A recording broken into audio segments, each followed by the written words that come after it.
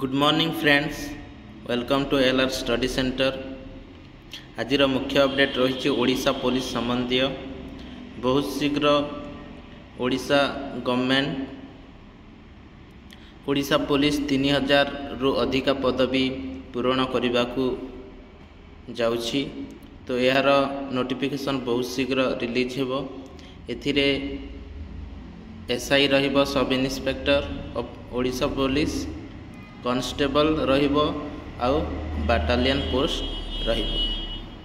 तो जो रिक्वायरमेंटा बाहरिबो यार एग्जाम पैटर्न किपरि भाव में रहिबो,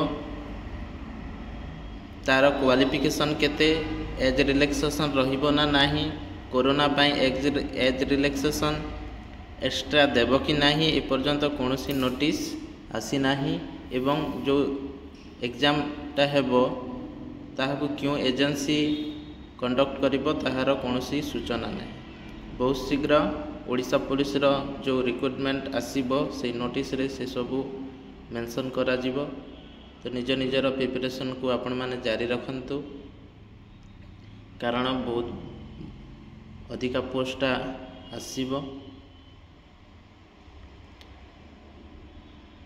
आ जो OSSC जो पिला माने देबाकू चाहूचंती 20 सेप्टेम्बर 20 अक्टोबर RI ARI अमीन जो पदवीर एग्जाम थिला ताहार ए पर्यंत कोनोसी नोटिस आसी नाही।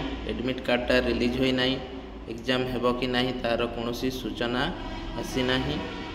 होय तो एग्जामटा पोस्टपोन होई पारे आ न्यू डेटटा रिलीज हेबो। बहुत शीघ्र यार सूचनाटा OSSC रो जो एग्जाम कैलेंडर रे मेंशन करा जिवो। तो निज निजर प्रिपरेशन को जारी रखंतु।